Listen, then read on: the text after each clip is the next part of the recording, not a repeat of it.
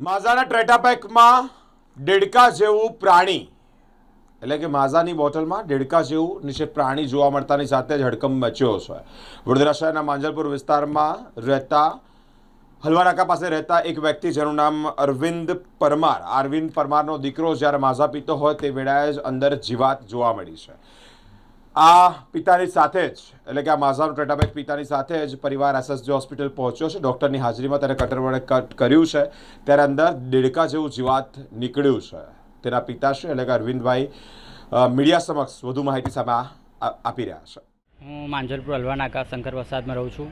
ત્યાં નજીકમાં એક દુકાન આવેલી છે જીતેન્દ્ર ફરસાણ રિફ્રેશર. ખૂબ પ્રખ્યાત દુકાન છે અને ત્યાં બધા આવા ઠંડા પીણા, દૂધ, પનીર આ બધું મળતું હોય છે. ગઈકાલ સાંજે 7:30-8 વાગ્યાની આસપાસમાં બાળક રડતું હતું કે ભાઈ મારે ફ્રૂટી પીવી છે. ત્યાંથી આપણે ફ્રૂટી લીધેલી.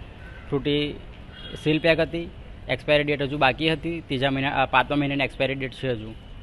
પરંતુ એમાં બાળકે થોડીક પીધી પછી કંઈક મને મજા નથી આવતી પીવાની, મને ગ્લાસમાં કાઢી આપો.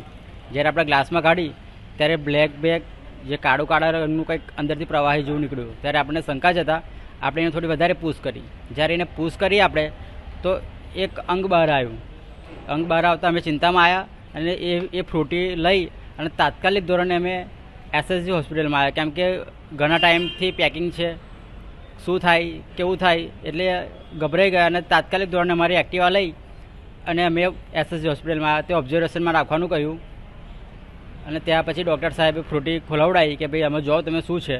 તો જ્યારે ફ્રૂટી ખોલતા એક વિડીયો છે મારી પાસે, એ પ્રમાણેનું અંદર આવ્યું છે. જે ઉંદરડી હોય કાં તો દેડકો હોય એવું કંઈક જીવાત છે એ મળી આવેલી છે. કેટલા રિપોર્ટો કરાયા? બ્લડ ટેસ્ટ કરાયા છે છોકરાના, એ ડૉક્ટર સાહેબ પાસે છે. શું છે અંદર હજુ જોયું નથી મેં, પણ આજે રજા આપીશું એવું કંઈક કહે છે. કેટલાની ફ્રૂટી લીધી હતી અને કેટલો એમાં ટાઈમ હતો, તારીખ શું હતી કે એવું કંઈ ખબર છે ને? 10 રૂપિયાની ફ્રૂટી હતી, માઝા ફ્રૂટી, અને લખે છે કે ઇન્ડિયાઝ નંબર 1 બ્રાન્ડ આવી પ્રોડક્ટ લખે છે.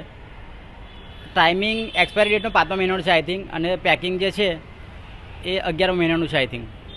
તો શું કહેશો આ વિશે? આવા અંદર ફ્રૂટીમાંથી આવું નીકળી રહ્યું? સાહેબ આ વસ્તુ તો ફ્રૂટીમાંથી, બાલાજીના વેફરમાંથી, પેકેટમાંથી ઘણું બધું નીકળતા હોય છે, પણ બાળકો એની ખોટી જીદના કારણે આજે મા બાપ અને બધા હેરાન થતા હોય છે. અને આ કંપનીવાળા છે ખાલી નામ બળે ઓર દર્શન છોટે. આ એક પ્રકારનો ધંધો એવો કરવો છે કે બાળક ઉનાળાની સિઝન છે કાં તો 24 કલાક ચોમાસું, ઉનાળો, શિયાળો હોય આ પ્રોડક્ટ બનાવતા જ રહે છે. ક્યાંથી પ્રોડક્ટ લાવે છે, કોણ બનાવે છે, કેવી રીતના બનાવે છે, એવું બધું જ ગુપ્ત હોય છે. જ્યારે આ પ્રોડક્ટની ઉપર તમે જોશો ને તો આખું સીલ પેક હોય છે, ખાલી માઝા લખેલું હોય, પણ તમે એક પારદર્શક કોઈ પ્રોડક્ટ બનાવેલી હોય તો એને આરપાર દેખાય કે અંદર લિક્વિડમાં શું છે તો તમે જોઈ શકો. આવું કશું હોતું નથી. આગળ આવે શું કરવાનું? આ તો અમે જોયું ના હોત તો આજે મારા બાળકની દશા બહુ ખરાબ થઈ ગઈ હોત. અત્યારે પરિસ્થિતિ સારી છે. આગળ કંઈ કરવાના છો તમે? અમે આ બાબતે પોલીસ કેસ કરેલો છે અને ફૂડ વિભાગમાં પણ આપવાના છે અને સેમ્પલિંગ લઈને. શું નામ છે? અરવિંદ પરમાર.